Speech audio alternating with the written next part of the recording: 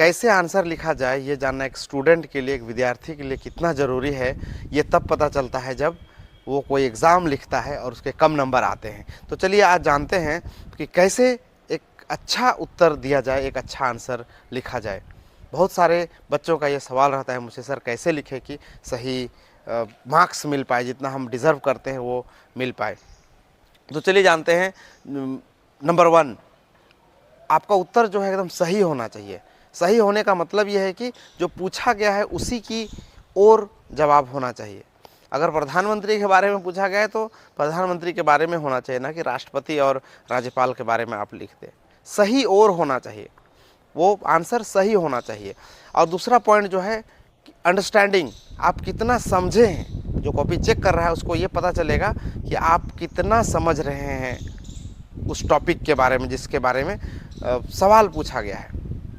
तीसरा नंबर होगा कि सही एग्जाम्पल आप दे रहे हैं कि नहीं। सही एग्जाम्पल का मतलब है कि उस टॉपिक से रिलेटेड एग्जाम्पल। अगर हम, और उसका स्ट्रक्चर होना चाहिए, आंसर का जो स्ट्रक्चर है वो सही होना चाहिए। स्ट्रक्चर का मतलब पहले इंट्रोडक्शन दिए, इंट्रोडक्शन के बाद उस टॉपिक के बारे में उसका बॉडी लिखे, फिर उसका कंक्लूज़न लिखे। तो ये बहुत ज़रूरी है ताकि जो आपका आंसर पढ़ रहा है उसको एकदम पता चल जाए कि लड़का के पास जानकारी है। बॉडी, एंडिंग, कंक्लूजन सारा का सारा सही होना चाहिए। और भाषा भी बहुत बढ़िया होना चाहिए, सधी हुई भाषा होना चाहिए, क्लियर होना चाहिए। लिखते कुछ और है और उसका मतलब कुछ और ही निकलता है। एक एग्जाम्पल मैं कल दिया था, वो एग्जाम्पल फिर से मैं लेना चाहता हूँ।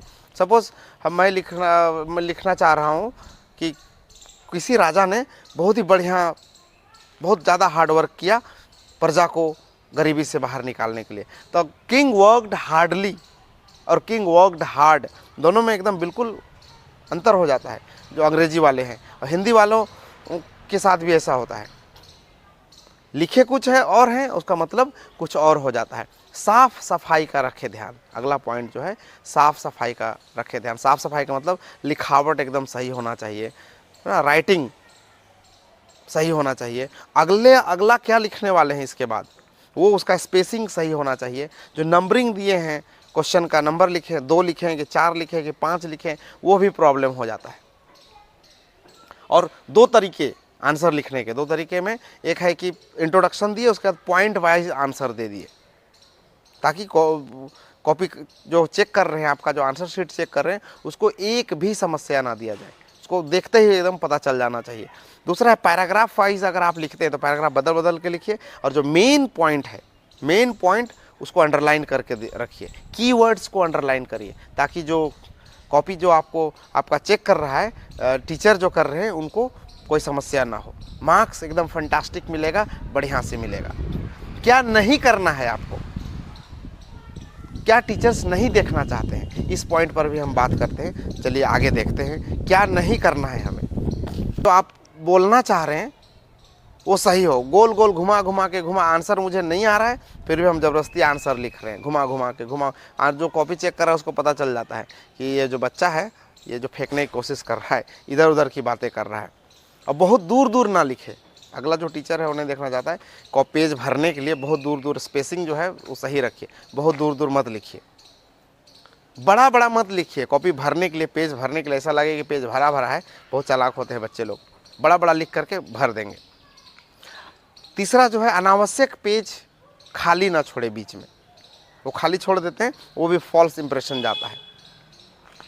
बीटिंग अराउंड द बुश मत कीजिए। अगर आपको आ रहा है तो उसी तरह से लिखिए, या तो फिर बीटिंग अराउंड द बुश मत करिए, जानबूझ करके गोल गोल घुमा करके ऊपर में 2-4 लाइन सेम चीज़ लिख दिया, फिर कुछ बीच में और कुछ लिख दिया, फिर लास्ट में फिर सेम चीज़ ऊपर में जो 4 लाइन लिखा है वही चीज़ लिख दिया। ये सब मत ना करें, नहीं तो इम्प्रेशन बहुत ख़राब जाता है और टीचर को समझ में आ जाएगा कि ये बच्चा, ये स्टूडेंट ठगने की कोशिश कर रहा है। So thank you very much. अगर ये अच्छा लगे मेरा चैनल तो आप इसे सब्सक्राइब करिए। इस तरह का जो बातें हैं स्टूडेंट को जो हेल्प करता है, मदद करता है, हम बनाते रहते हैं, तो आपको ये फ़ायदा करेगा। Thank you.